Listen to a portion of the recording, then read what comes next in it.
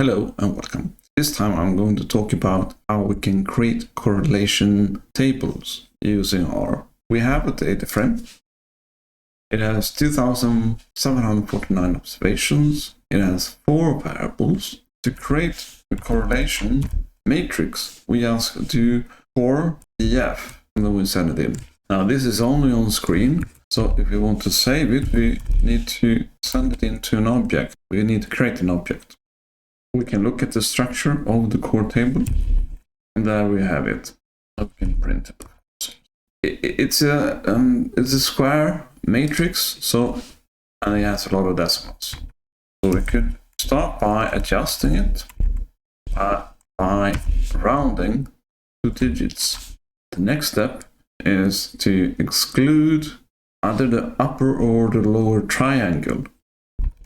If you remember, when we send in index variables or index vectors, it is a true and false statement. R also have functions to generate true and false statements for triangles in square matrices. So for instance, we can ask for true statement, make it true for the upper triangle in our correlation table. Printed, we can see the upper triangle is true, the lower triangle is false. We can use this one to nullify, or at least to make it empty, the cells in the upper triangle. We can use the upper triangle function to modify our correlation table using the square bracket notation calling for the upper triangle of the correlation table, and into it we feed empty space and print it. With a core table that looks like this, the next step is to make it into a data frame.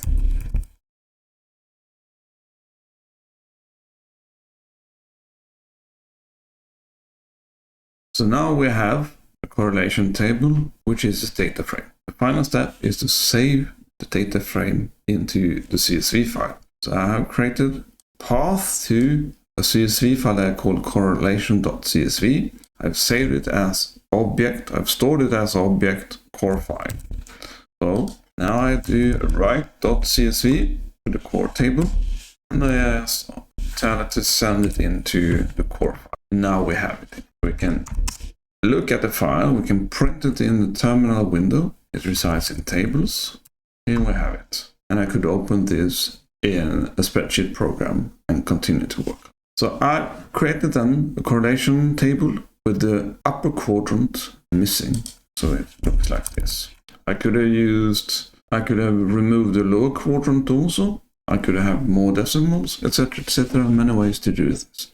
Let's proceed into the second option, where we create a correlogram that is a little bit more advanced, fancy correlation matrix with graphics also. Make the correlogram, I need to have the corrplot package installed.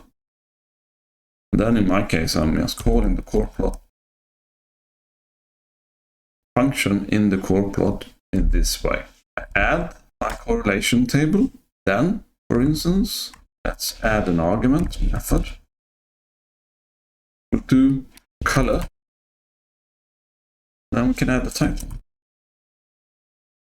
Sorry for that. Need to recreate my correlation table. Now here we have it. It looks not very nice at this stage. We are going to gradually amend this. So here we can see that we have correlation matrix, and the closer to blue it gets, the closer to 1 the correlation is, positive 1 that is, the darker the blue is. And the darker red it becomes, the closer it gets to -1. And as it says close to 0, it's white. Let's continue to amend this. We can have lines also. Here we can also see the actual correlation described as pie charts inside each box. I'm going to use circle here. And you can also see now that the size of the circles are relative to the correlation, the size of the correlation. So the smaller circles have lower correlation. Then what I'm going to do is that I'm going to add coefficients to this. Okay. Now we also have the correlations inside those boxes. I don't want to have the full matrix, So I'm going to reduce it using the type option. Now we have it lower. Let's continue to mend things. If you look at the bar at the bottom, the coloring is a continuous scale from dark red to dark blue. Let's reduce this one. So each field, 0.8 to 1, for instance, has its own color. So the way we do that is we add a color option, and we're going to, since I haven't loaded the corrplot package itself, I need to call it again because I want to get to call 2 here. And then I'm going to say, well, I want to have 10 colors. Now you can see how we change. So each space in and the lower bar is now having its own colors. So the dark blue ones is 0.8 to 1. We can continue to add things in here. For instance, if we look at the names of the variables, they are red, and at the top they have been tilted. So let's amend this. We're going to do that using, again, by flipping it over. Now you can see how the top is no longer standing vertically, it's horizontal. Let's add a coloring. Let's make it black.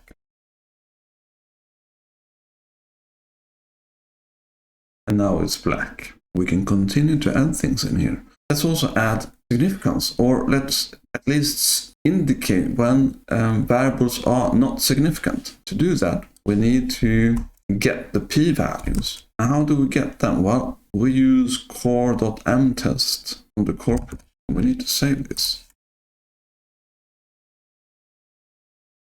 In here, we call on the function cor.mtest. Then we just feed it the data that we want to have. Armed with this, we can now call on pmat, and there we need to feed it the matrix with the p-values, which now resides in test result.p. And let's also add a significance level. Let's tell the program when a correlation is significant.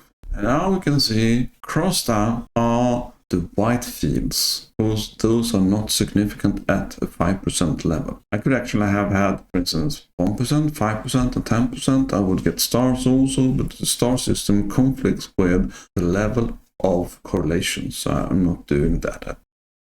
So that is what I wanted to show you here. The next step, the final step, is to export it as an image, a PNG image, and then we save it into our directory where we have plots.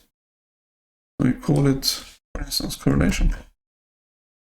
And now I have it in my directory, and I can then insert it into paper that I'm writing. Okay, so that's what I wanted to show you in this video. 2 ways of creating correlation tables. One is using the correlation function, and then we exclude the upper triangle and export it as a CSV file. The second option is a bit more advanced. It uses a correlation diagram, correlogram that is, and then we manipulated it to get it to look as we wanted. Okay, that's it for this video. Thank you very much.